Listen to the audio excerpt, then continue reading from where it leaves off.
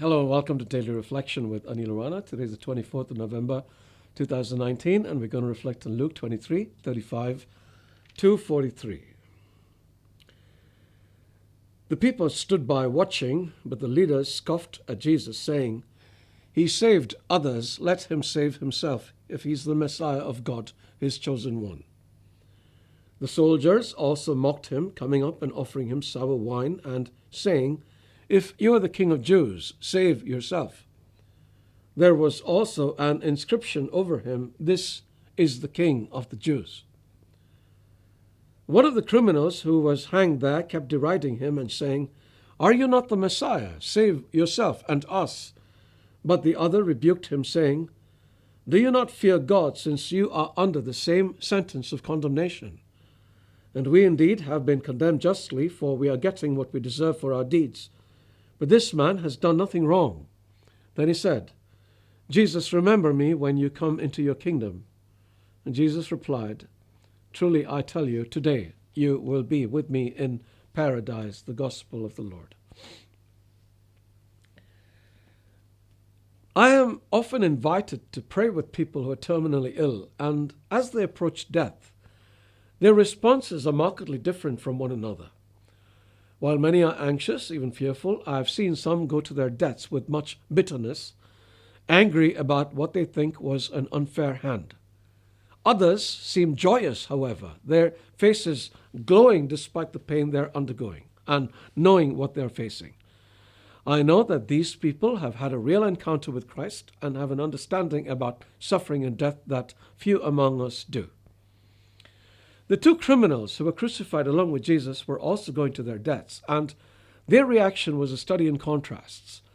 While one was scornful and mocking, revealing the total corruption of a soul gone wild, the other is respectful and repentant.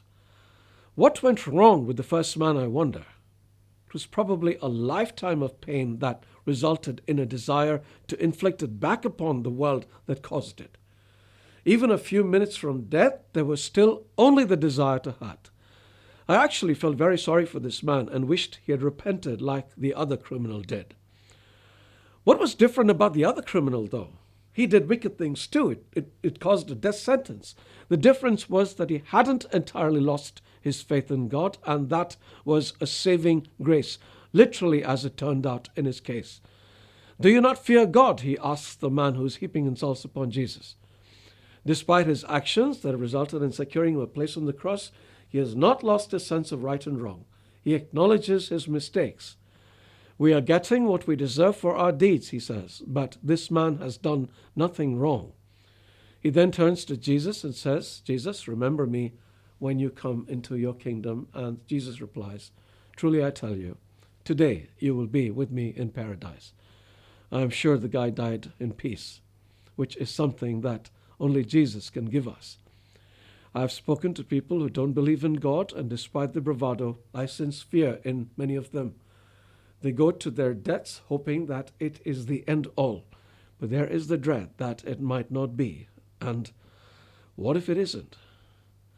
In the days when I was an atheist, most of the people around me were believers, and they used to look at me as though I was mad, wondering how somebody could not possibly believe in God.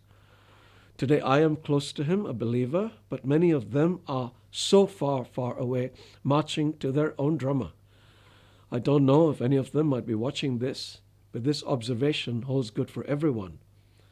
After 25 years of not believing in God, do you think I would have started believing unless I was absolutely certain he exists and totally convinced that what he said was true? If you're in two minds about the existence of God, please just think about what I said. And if you're a believer, please forward this reflection to somebody who is not. You might save a soul. And oh yeah, happy feast.